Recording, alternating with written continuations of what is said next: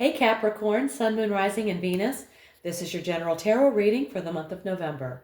Because this is a general reading, it may not resonate with everyone in the Capricorn collective. You can always check out your Moon and Rising sign videos. Sometimes they resonate better. The deck's shuffled, spirit's here. Let's get right to it. The first card I draw is going to talk about your present situation. And we have the Hierophant. You're seeking or experiencing structure in your life, whether through a job, belief system, relationship roles, or routines. You may be leaning on tradition or established paths rather than breaking new ground. You could be learning, teaching, or mentoring, especially in spiritual or philosophical matters. You could be feeling a pull toward community, belonging, or shared identity, finding security in like-minded people or institutions. Let's look at your challenge. The King of Pentacles. You may be too focused on money, status, or outward achievement. This fixation could be limiting your ability to take risks, connect authentically, or make values-driven decisions. The King of Pentacles represents mastery and leadership, but in the challenge spot, it can point to being overly controlling, inflexible, or unwilling to adapt. This could be you or someone influencing your situation. The King of Pentacles in the challenge position tells you power, stability, or success is either being misused or missing. Let's look at the best you can hope for. The Two of Wands. You can hope for a clear vision of the path ahead, along with the confidence and tools to choose your next move wisely. You're in a position to plan, expand, or explore, but you're still in the early stages. Your best outcome is having the vision and courage to act on your potential. It's not about results right now. It's about having the map, the mindset, and the momentum to start creating something bigger. Okay. Now let's look at your foundation. We have the Lovers. Scorpio also had this same card in this same position. A significant decision, likely involving relationships, commitments, or personal values, has defined the path leading to the current moment. This could be a past choice between two people, two paths, or two belief systems. The Lovers in the foundation position means that love, commitment, or a defining choice driven by values or emotional bonds is the root cause of what's unfolding now. Let's look at your recent past. We have the King of Cups. Someone with King of Cups traits, wise, calm, empathetic, yet emotionally contained, played a key role. This could be you or another person who acted as a stabilizing force, offered guidance, or kept the emotional tone grounded. The King of Cups in the recent past shows that a steady, emotionally intelligent influence has shaped where you are now, whether it came from you or someone else.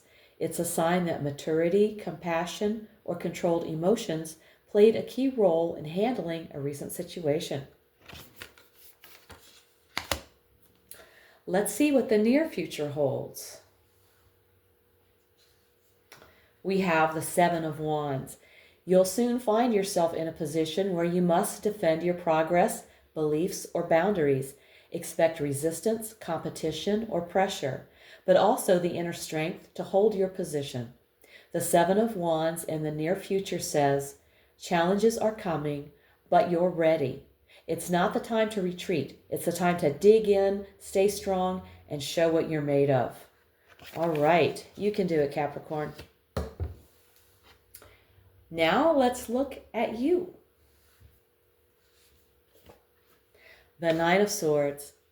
You're overwhelmed by worry, anxiety, or guilt, possibly losing sleep over something that feels heavy or unresolved. You may be stuck in a loop of fear, regret, or overthinking. This card points to psychological or emotional suffering that may not be obvious to others, but it's very real to you. Your fears may be larger in your mind than they are in reality. The card often represents mental spirals, not actual disaster. Find a way to release or share the burden before it deepens. It's not weakness, it's human.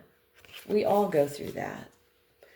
I've gone through it many, many, many times. Okay, now let's take a look at your environment. The Three of Cups. In this position, the Three of Cups shows that your surroundings are primed for joy, cooperation, and emotional support. This is an environment where teamwork and shared happiness can help you thrive, but it can also hint at being influenced by group opinions. So staying true to your own values is important. Okay. Now let's look at your hopes and fears. And we've drawn Judgment. You want something major to shift, to rise above your past, get clarity, or finally step into your true purpose. You want to be seen. You want to rise. You want the weight to lift. At the same time, you may dread the fallout. What if the change is too big? What if you're not ready? What if the past won't stay buried? Judgment in the hopes and fears position captures the emotional charge of a pivotal moment. You want transformation, but fear what it will cost. You're ready to level up, but first, you must face the mirror. Okay. Now we've arrived at the outcome.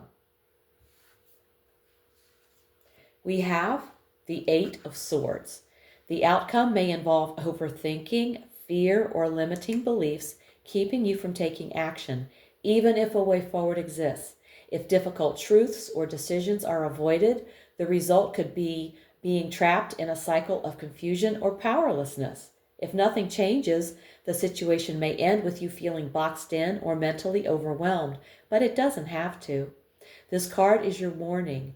Free yourself from fear, self-doubt, or limiting thoughts, and you can change the ending.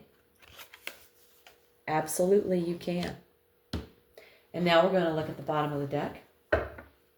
And here's the card that was quietly sitting at the bottom, the energy behind everything we've seen today. The Sun. What a wonderful card to get. The most positive card in the tarot deck. The light is there. Maybe you're just not ready to look straight at it yet. The Sun at the bottom of the deck is like a sunrise waiting behind the curtain. It's a reminder that warmth, clarity, and happiness are possible, but you may need to move through some doubt, fear, or healing to let it in. Let it in, Capricorn. Let it in. Okay, now we're going to take an oracle message from Spirit, from the Gaia Oracle deck. And we have Zen Garden, Inner Sanctuary. Scorpio also received this card too.